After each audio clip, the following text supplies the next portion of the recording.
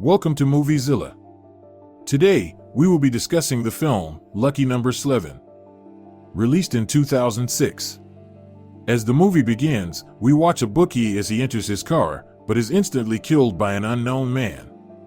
The killer goes on to steal a ledger from the dead man before leaving. Sometime later, another man goes into an office and kills two guards. The killer throws a baseball in the face of the man in the office, killing him. He then steals yet another ledger before leaving. The next scene begins at a train station where a man called Smith is talking to a young man named Nick. Smith tells him the story of a man named Max and a criminal group that was involved in horse racing. 2 decades ago, horse racing was very popular, and Max heard rumors that a certain horse would undoubtedly win. Because of this insider information, Max borrowed money from the mob and bet it all on the supposed winning horse. Max takes his son to the racetrack but asks him to wait in the car. His son is not happy to learn that his father is gambling, but Max explains that the money he's going to win will pay for his education.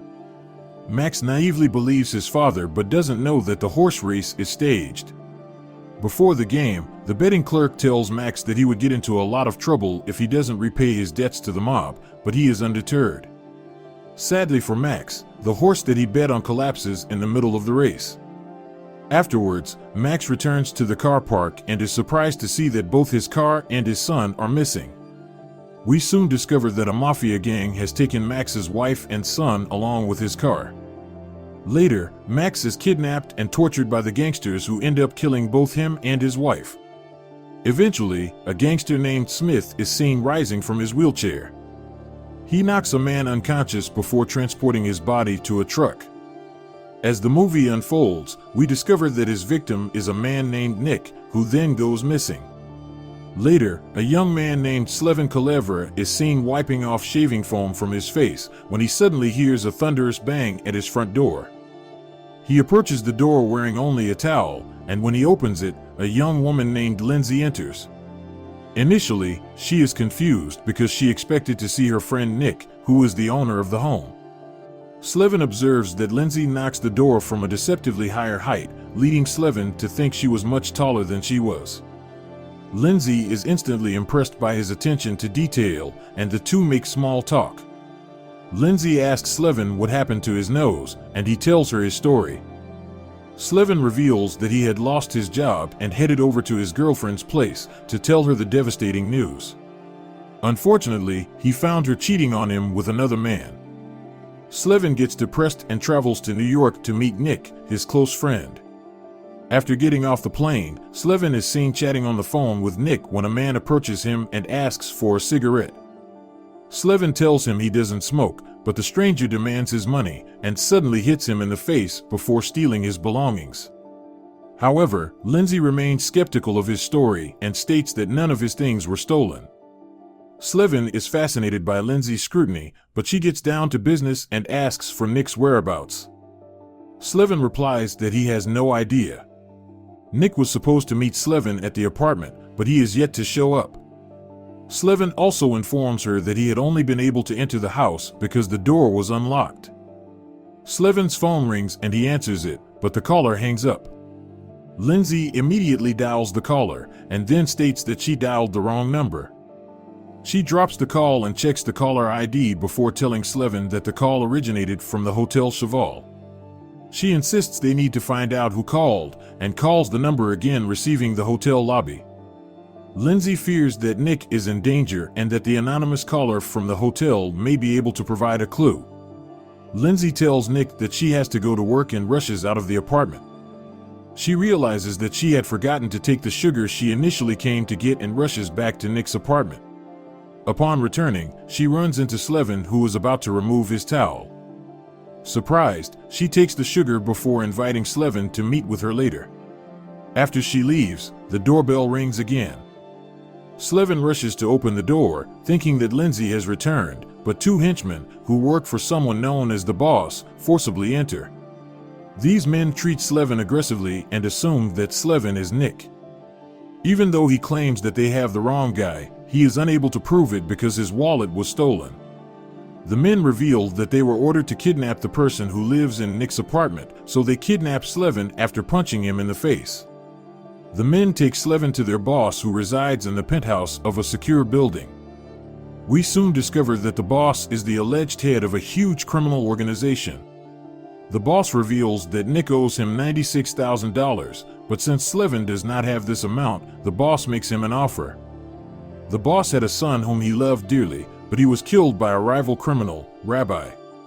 Slevin must repay Nick's debt to the boss and assassinate Rabbi's son, who is known as the Fairy, because he's a queer and effeminate man. Unless he wants to be killed, Slevin has no choice but to obey. After Slevin leaves, the boss starts talking to Smith, a hitman, and we find out the reality of the situation. While the boss had hired Smith to kill the Fairy, he also needs someone to put the blame on, which is where Slevin comes in. While Slevin is let out of the building, he is watched by two hidden men who take his picture from a vehicle. One of the men asks the other to contact Detective Brakowski while Slevin returns to Nick's apartment. Later, Lindsay arrives with the intention of taking him to the Cheval Hotel and continuing their search for Nick. Lindsay reveals that she knows a hotel employee that can find out the caller. She also notices Slevin looking intently at the newspaper he has just picked up. On the front page of the newspaper is an article on Hopkins' disappearance, which is ironic since Hopkins is suspected of being involved in a chain of other mysterious disappearances. Lindsay's phone rings in her apartment, and she rushes to answer it, believing it to be the hotel employee. Slevin gets dressed while waiting for her. After a while, Slevin hears a knock on the door and opens it and finds two scary-looking men who tell him that Shlomo wants to see him. Slevin tries to explain that he does not know anyone named Shlomo, but he is punched in the stomach and dragged off to meet Rabbi, the father of the Fairy. In the car, Slevin notices that the boss's building and Rabbi's building are opposite each other. His abductors also reveal that the Rabbi and the boss were once partners and even close friends, but one day they turned on each other and tried to kill each other. Since that day, neither one has left the building. Slevin is brought before Rabbi, and the Rabbi informs Slevin that he owes him $33,000. Slevin tries again to explain that he has the wrong person and that Nick is just his friend. Rabbi doesn't care and gives him 48 hours to return the $33,000. After Slevin is escorted away, we find out that Smith is also collaborating with Rabbi. Rabbi informs Smith that he has made half of the predetermined payment into his bank account and that the other half will be paid after the boss is killed. Rabbi asks Smith why he needs Slevin, and he says that he and Slevin have unfinished business. It is clear that neither the boss nor Rabbi need Slevin, and Slevin's involvement only has something to do with Smith. Rabbi reveals he can spot a liar and Slevin is not Nick, but Smith walks away smiling and says he knows. Slevin returns to the apartment, where he sees Lindsay waiting for him. She reveals that she has gone to their caller's hotel earlier that morning. Her friend, who is an employee at the hotel, had helped her with finding out the caller. Lindsay was able to take a picture of him in the elevator. Slevin looks at it and says he does not recognize him. Slevin tells her everything that had occurred throughout the day. Later on, Slevin meets the boss and agrees to assassinate the Fairy. He requests a week to complete the task, but the boss tells him that he has 3 days. After a while, the boss asks Slevin to play a game of chess. If Slevin wins, he will have a week to kill the Fairy. If not, he'll be mandated to kill Slevin in 3 days. As they play, the boss informs him that the Fairy is protected by very competent bodyguards, and the Fairy also has an amulet around his neck. If it is pressed, it activates the security alarm, and his guards will arrive at his apartment within mere seconds. We later discover that Smith is involved in the grand plan and is also responsible for Nick's debt claim. Smith plans to assassinate Slevin and the Fairy together while making it look like they both committed suicide. Slevin loses the chess game and he is given 3 days to complete the mission. As he leaves the building, the men in the minivan notice him. They are, however, looking for Nick, so they are extremely confused when they see Slevin, as they don't know who he is. The detectives are also aware that a hitman nicknamed Good Cat is back in town. They are watching out for him as well. When Slevin returns home, Lindsay reveals that she works at the morgue and had found the body of the rabbi's bookie. While at work, Detective Bukowski reveals that he often gambled with the murdered bookie. Lindsay now believes that Nick escaped and framed Slevin. She also believes that Nick paid the stranger on the street to steal the wallet with papers from Slevin before going on to kill the two bookies, since they were the only ones who knew his face. Lindsay invites Nick to dinner before leaving for work. Later that night, as they share dinner at a restaurant, Slevin notices that the fairy is also there. When the fairy goes into the bathroom, Slevin follows him and locks the door behind him. But unknown to him, he is followed by Detective Bukowski. After dinner, Slevin reveals to Lindsay that he pretended to be queer and had arranged a date with the fairy. Slevin also reveals that Bukowski confronted him in the bathroom. The detective told Slevin that he was supposed to capture Nick, but he has disappeared. Bukowski is also sure that there is a link between Rabbi, Smith, and Slevin. When Lindsay and Slevin returned home, they spend the night together. Slevin leaves the house the following day, but he is caught by detectives. He reveals his full name and is released because the detectives have nothing on him. Later on, the boss's henchmen bring Slevin to a suite and take him to his appointment with the fairy. Meanwhile, chaos ensues outside as Rabbi's men are killed in their car. Slevin arrives at the fairy's apartment and shoots him in the stomach. Smith enters the suite at that moment and shoots the fairy in the head. Slevin is not surprised, which indicates that the two men are working together. Slevin returns to the car and pulls a dead body out of the trunk. Smith crushes the fairy's amulet and his bodyguards rush in, but are killed instantly by Smith. Slevin drags the man's corpse and lays it down next to the fairy. It is revealed that the dead man is Nick, the man Smith attacked at the beginning of the movie. The apartment is then blown up by Smith and Slevin. Later, Smith goes to the boss and Slevin goes to Rabbi to pay him the debt of $33,000.